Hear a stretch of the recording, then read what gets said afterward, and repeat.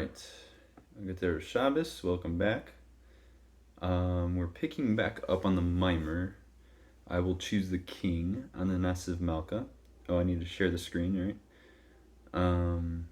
Section 7. So, as always, I'm just going to read the last bit of the chapter before to just refresh. So, let me share the screen.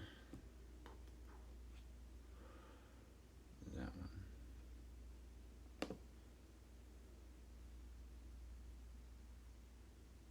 All right. So, last time we are going more into this idea, the difference between two modes of worship. The mode of worship that is more akin to idol worship is that which you just devote yourself, I guess, to a certain idol, to a certain deity, and then as such you get some kind of reward. You receive like the benefit or whatever.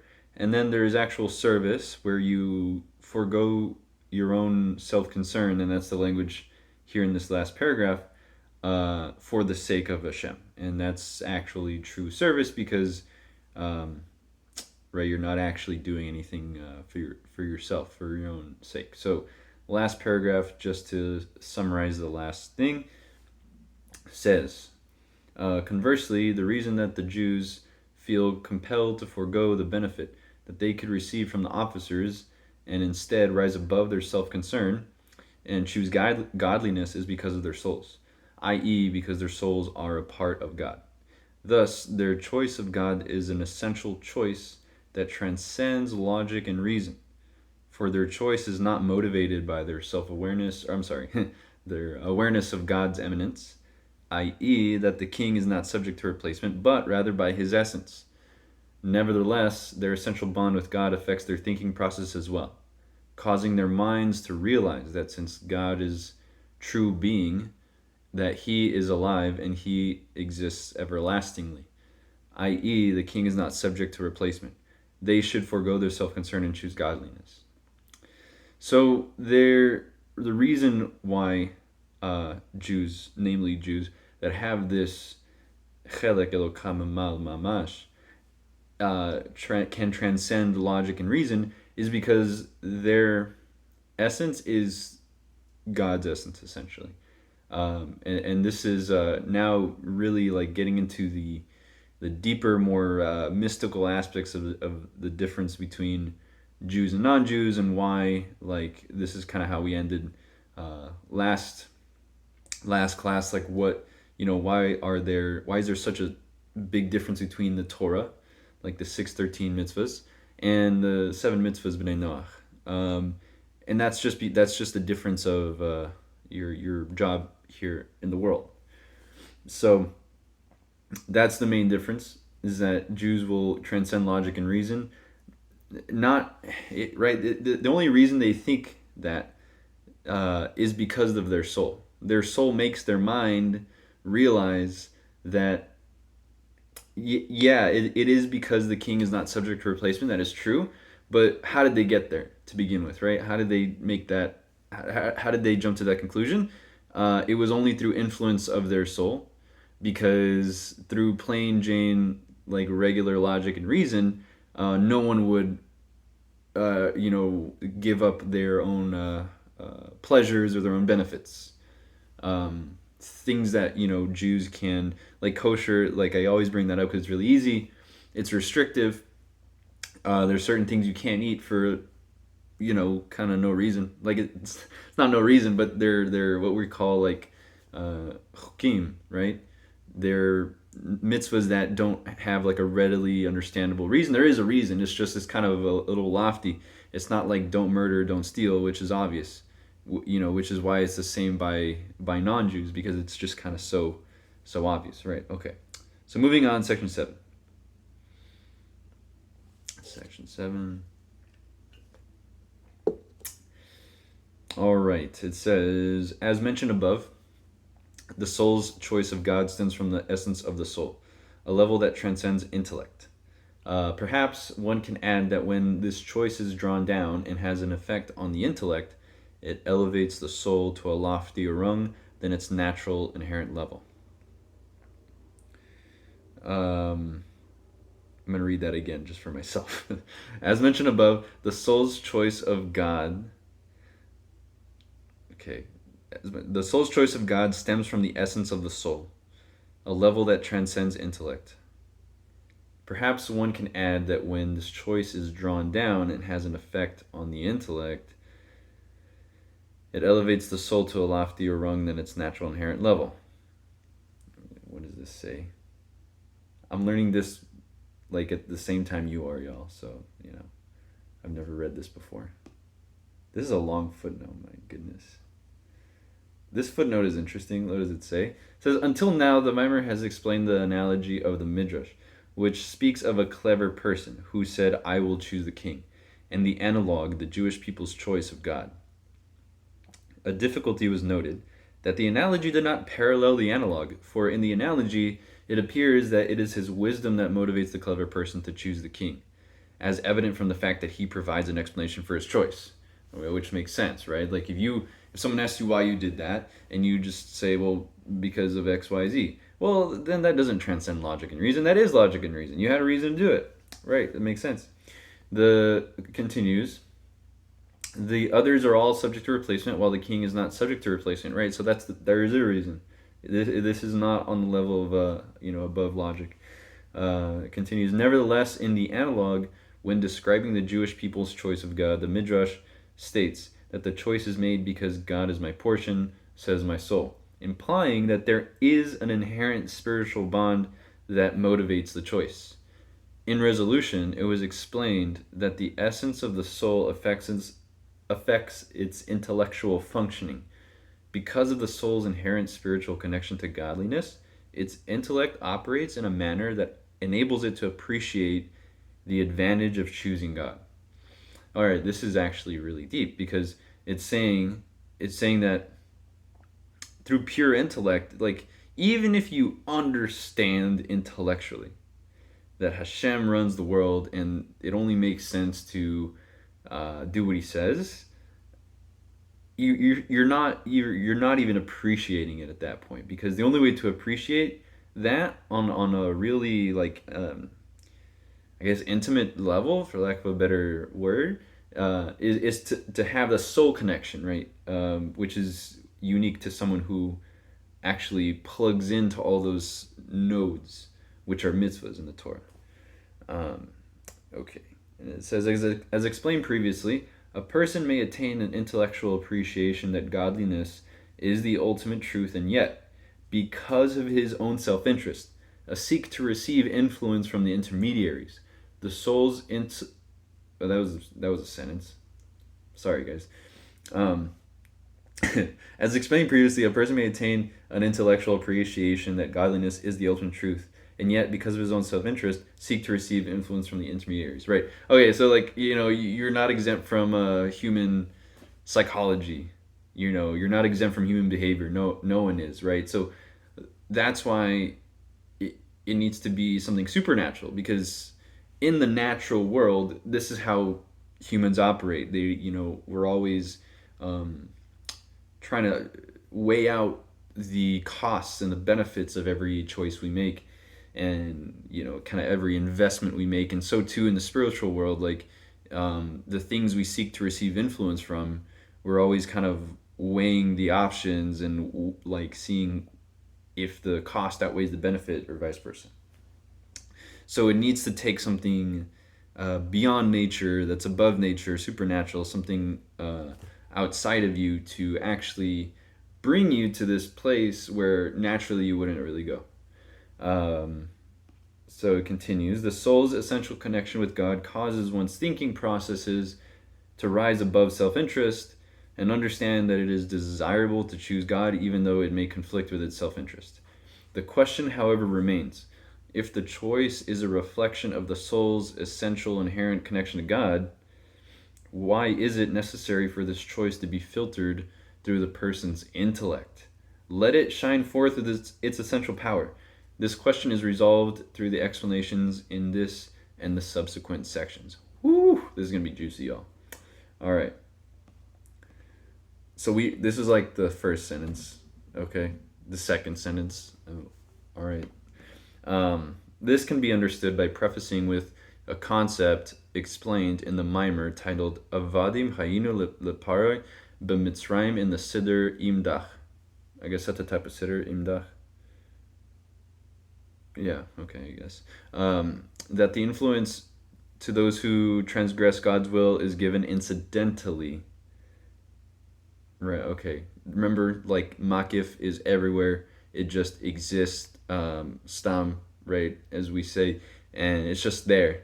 Uh, it's not such a merit to derive benefit from this kind of thing because it's like anyone can derive benefit from it, even people who transgress God's will, right?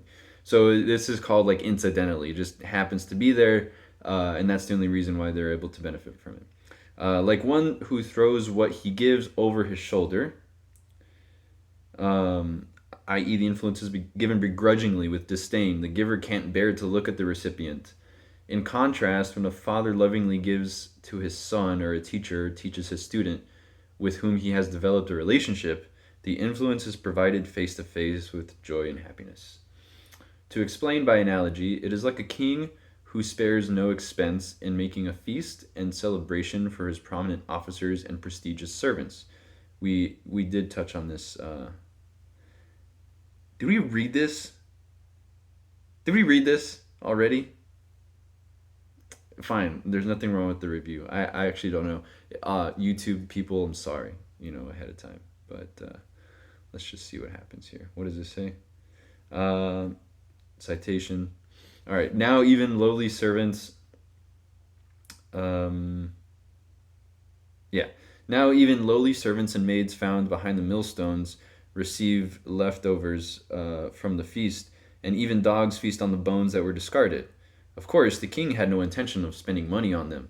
The leftovers they receive and the leftovers from such a feast are indeed of great value, are given incidentally. Similarly, in the analog, those who violate God's will receive influence incidentally. It is given to them begrudgingly, like one who throws something over his shoulder, as explained there at length. It can be explained that the details of the analogy are significant. The two examples of the mimer cites of the two examples that the mimer cites of those who receive influence incidentally and do not sit at the king's table, being the servants, the maids, and the dogs. And the two examples of those who sit at the king's table, the prominent officers and the prestigious servants, parallel 4 levels in the analog. On the lowest level are the dogs. They do not serve the king. They are motivated solely by their own desire that material things be given to them and that the giving should continue endlessly, enabling them to receive more and more, as it is written. Where?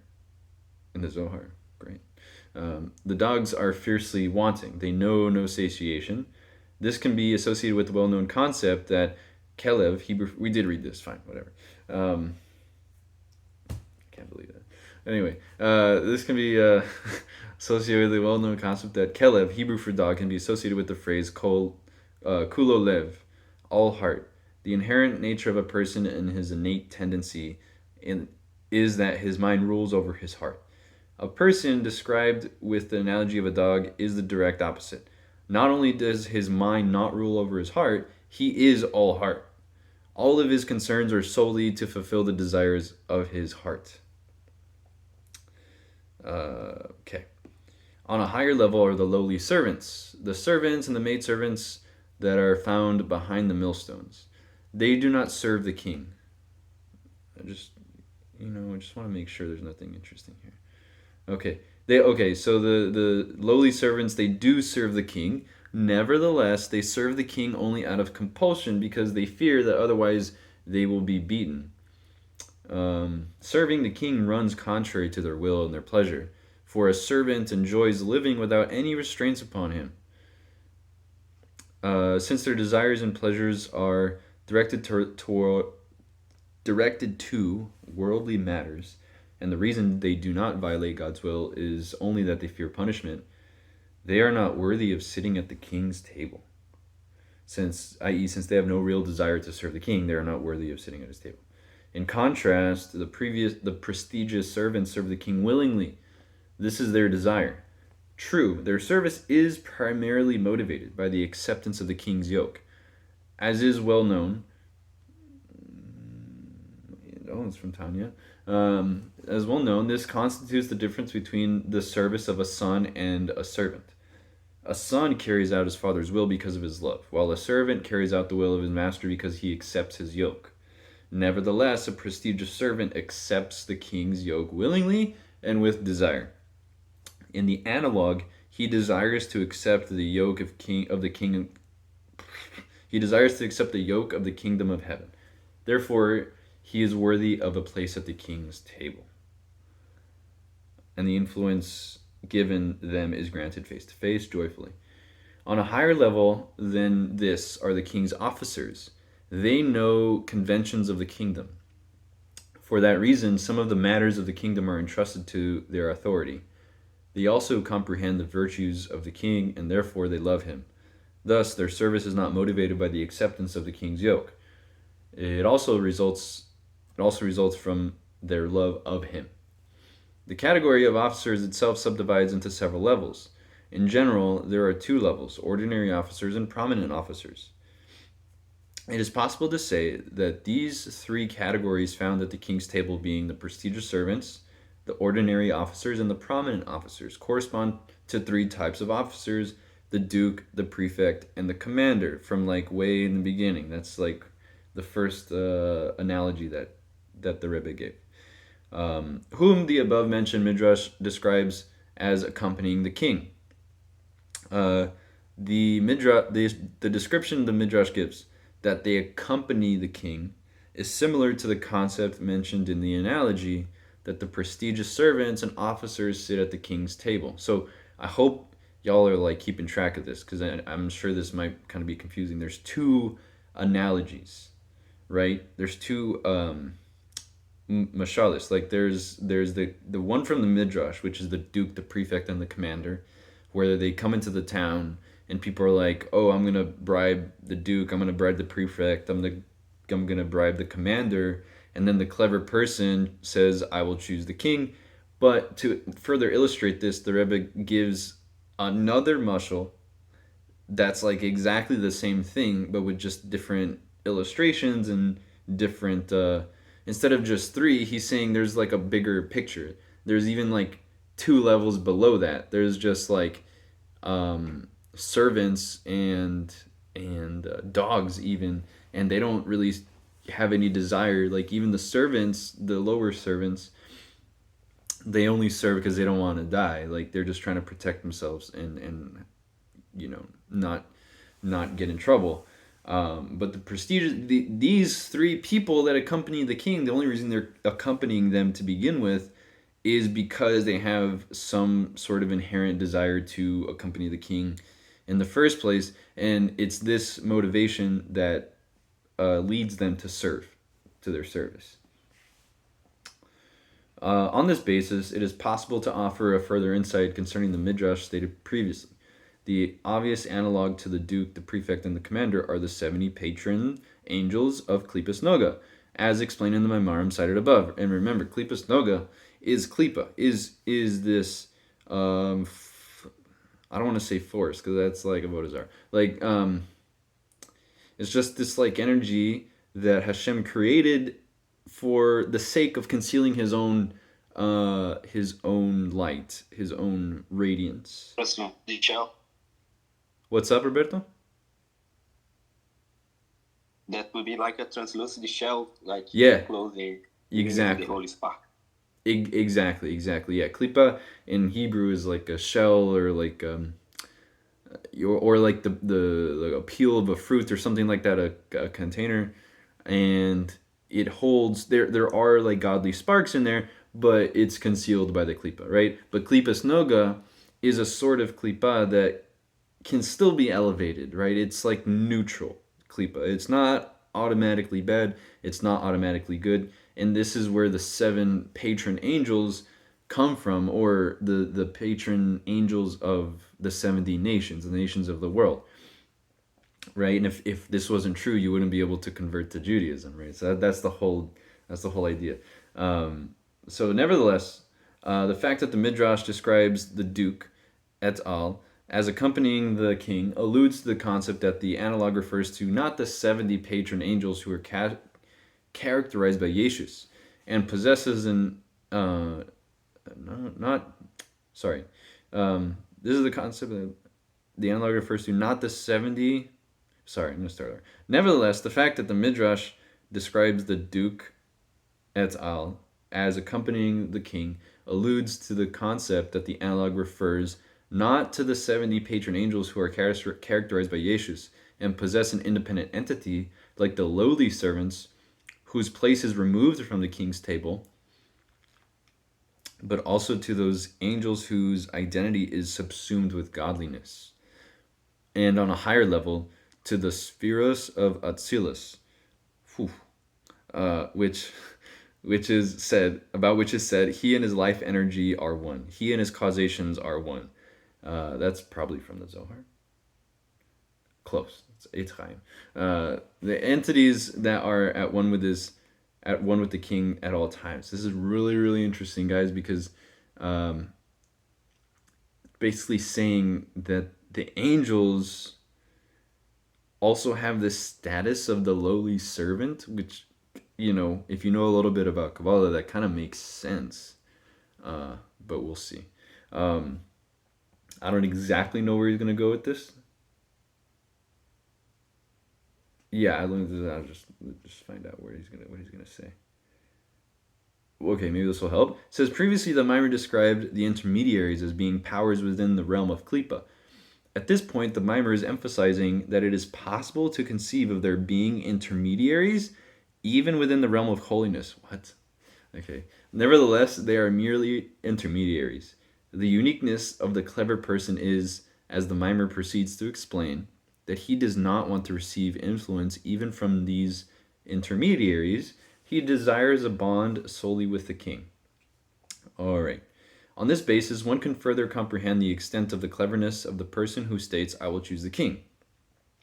Not only is he unwilling to receive influence, as do the dogs or the lowly servants that are removed from the king's table, even though the influence granted to them is vast, but he wants to be present at the king's table. Moreover, he does not desire intermediaries like the Duke, in the analog, the angels, the spheres of Atzilus, or intermediaries on even higher levels. He desires the king himself. I will choose the king. That's the name of the Maamar. This can be illustrated by the well-known analogy of the Baal Shem Tov on the phrase.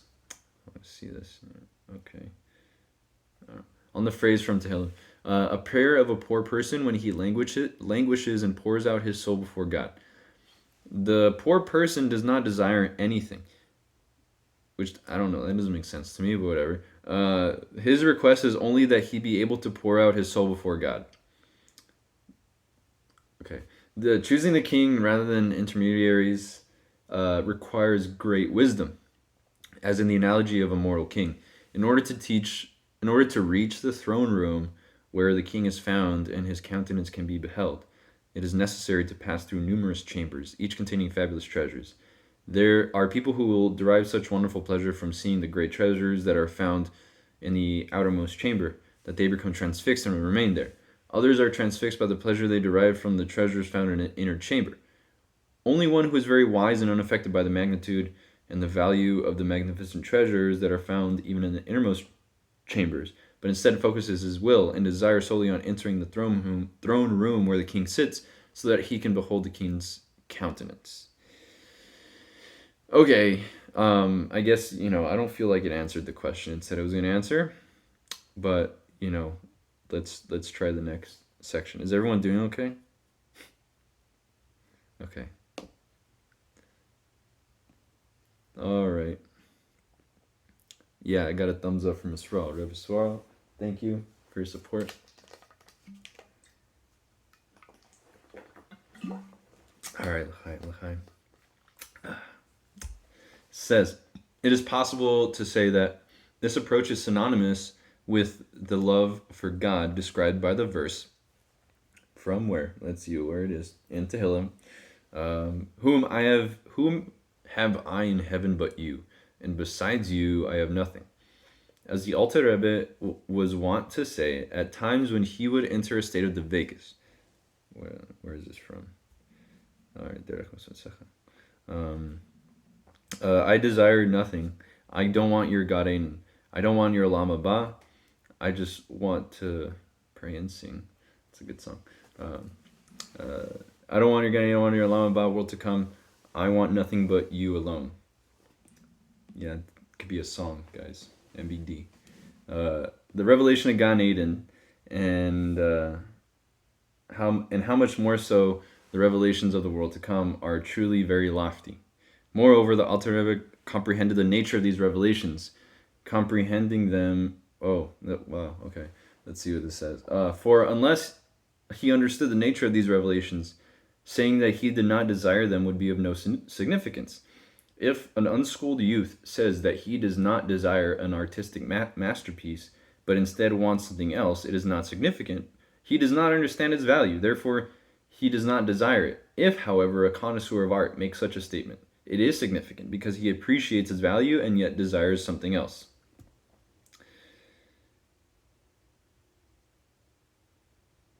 Right. Okay, so what does that mean? It means that Alter Rebbe was a person who was on such a level that he would, right? Like it's easy for us to say like, oh, I don't want Gan Eden, like I don't want Alama Ba, like I just want to pray and sing, because in our world, like we don't understand what that means, right? Like we what we do understand is like connecting with Hashem. Ironically enough, like uh, we can have a kind of a conception of that, albeit a very limited one. But the Alter Rebbe was a person who did understand Gan Eden, and he did understand what Olam Haba meant, at least to the capacity he could, without, I guess, experiencing it himself. But he understood what it meant to say, like, I would forego all this pleasure just to have the Vegas, the oneness, like a true like unification with Hashem. And so that's all it means, is just like if it would make sense if he didn't understand those things, but he did. So it's really important that it's like an art connoisseur, like saying like he would choose something else rather than a fine piece of art. And it only matters because he knows how valuable that piece of art is, and he's still willing to forego it. All right. Moreover, the Alter Rebbe comprehended the nature of these revelations, comprehending them in an authentic manner, i.e., in a manner in which the mind becomes completely one with the concept it understands. Nevertheless, he did not desire the revelations. He wanted nothing but you alone. As explained in Tanya, chapter 5. The intellect enables a person to bond with the idea he understands. Despite having understood, and thus become bonded with, the world to come in all its sublimity, the Alter Rebbe did not seek it. Instead, he desired you alone. This approach reflects the wisdom of the clever person. He does not desire the revelations of Gan Eden or the revelations of the world to come. His will is entirely focused on God's essence, you alone. Now, this is really important because in the previous sections, the analogy was a little not over. It was appropriately simplified. It was simplified for a reason, and it was appropriate, but it was still simplified nonetheless. And it was simplified to such a degree that it was even easy for us to look at the analogy and say like, well, yeah, it would only make sense to attach yourself to Hashem alone. But this is a little bit more nuanced because we know that Gan Eden is a very pleasurable thing, or will be a pleasurable thing. Oh, I got 10 minutes. No way. Okay, let's see what we can do. So basically, Gan Eden and Olam Haba, like these are good things. These are even within the realm of holiness, right? These are not like, this is not Avodah Zarah. This is nothing like that. This is all things we strive for and want to get to. But even still, that is not Hashem, right? That's not Hashem. And saying that you're gonna do mitzvahs because you want, your Chelek Olam Haba, like that's still not real service. You're still one of the other. You're not the clever person in the analogy. You're still attaching to one of the officers, even though those officers are accompanying the king. right? Even though those are not that's not coming from the realm of klipa. These are holy things. Like Gan Eden is a positive idea, or like Olam Haba is a positive thing. Like we daven for that, right? But it's not Hashem. That's the point. Okay, let's see if we can go right through this guy here. A further point can be made. The fundamental aspect of his cleverness in not choosing the Duke or the other officers, i.e., in the analog, the intermediate levels that exist within the spiritual cosmos, or which transcend the spiritual cosmos, is that he does not desire these intermediaries even when they are at one with their godly source. This is crazy, dude. It's like, I don't know what that means. Whatever. The actual term sphira relates to the term sapirus, which means shining. Say something interesting. No. Do not conceal God's infinite light. Yes. The intermediaries mentioned previously include angels. Although the angel's source is in the realm of holiness and not in the realm of klipa, they are nevertheless characterized by yeshus, a sense of self. They are a separate entity who desires godliness. The spheros, by contrast, are divine attributes with no sense of self. Even so, the clever person does not desire them. He desires God's essence. This is good. This is really juicy because I have some Misnagdisha friends, and we're close. Like we're all family here. It's all good. But they'll tell me like, oh well, these Hasidim, they like worship the spheres. It's like, no, like read a mimer, bro. Like just like come on, like give us a break. Like that's the opposite of the thing. And boom, right here it is. Like we don't have time for that. When divine influence is drawn down through the spheres, i.e., their kalim, their vessels that contain the light, it is overtly apparent that the influence does not come from the spheres themselves, heaven forbid, but emanates from God's infinite light, which provides the influence through them. This is true to an even greater extent with regard to the light of the spheres. For through this light, the light transcends the spheres is revealed. The light that transcends the spheres is revealed. So the light that shines within the spheres has undergone a degree of tzimtzum. This is crazy. So it can be clothed with the spheres. Nevertheless, it is not separate from the higher levels of the light, which is drawn down and indeed serves to reveal them. Moving on. Certainly, it applies to the levels of light that transcend Atzilus. Okay. I don't know how to like do justice to these ideas, guys. I'm sorry. So like you either get it or you like don't, or just ask like one of the rabbis, someone else. For the light reveals everything that is possible to be revealed from the source of light. I mean, okay, this makes sense, guys, right? Like we understand, this makes sense Jewishly, right? Let's leave it. I'm just keep going. Nevertheless, the clever person does not desire these intermediate levels. He desires a king alone. I will choose the king. I choose the king. This is really thick stuff, guys. Like thicker than a bowl of oatmeal right now. I'll just finish this because it's got 5 minutes, and then we can bring about it maybe. It is possible to say that this is the intent of the precise wording used by the Alter Rebbe. I don't want your Gan Eden. I don't want your world to come. Even though he spoke about your Gan Eden and your world to come, i.e. Gan Eden and the world to come as they reveal you, implying that aside from Gan Eden and the world to come being elevated levels in and of themselves, and that is possible, and everything that is possible to be revealed from the source of light is revealed to them. Nevertheless, a clever person does not desire even such lofty intermediaries. His entire will is focused on God's essence, you alone. Okay, this is a good stopping point. Does anyone have any questions? Because I do. I have so many questions. and probably not going to get them answered. That's all right. How we roll. Um,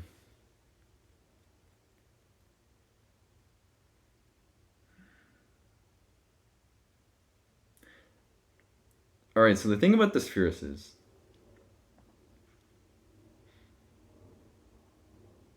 the light is drawn down through them.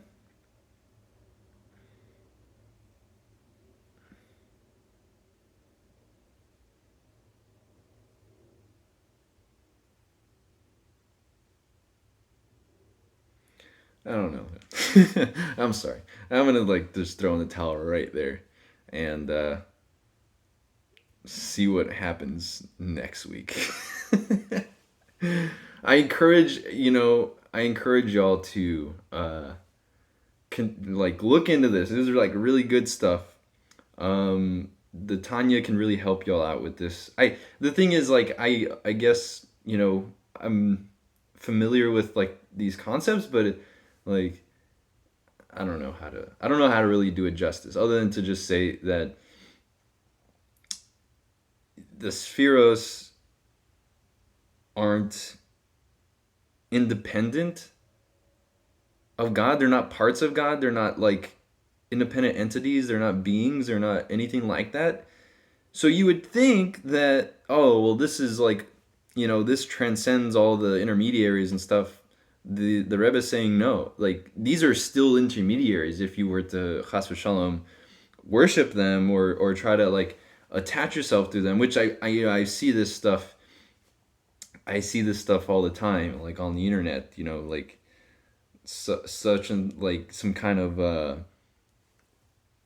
Chabad, not Chabad like Lubavitch. I mean like Chochmah Bina Das. There's like some kind of weird manifestation, Kabbalah meditation. Like whatever. I mean, meditation's all great and stuff, but if you're like contemplating the spheres, um, and you're just trying to like do that, like, and that's what you're looking at in your mind, and that, like, you're kind of towing the line of Avodah Zarah, man. Like, if not crossing it, because you shouldn't be thinking about that because those aren't independent of God. Like, it's like the king. To use the king analogy, it's like you start worshiping the king's like toenail. Like what? That doesn't even make sense theologically, right? So let's leave it at that. It's got a minute. Anyone have any questions? Any comments, concerns?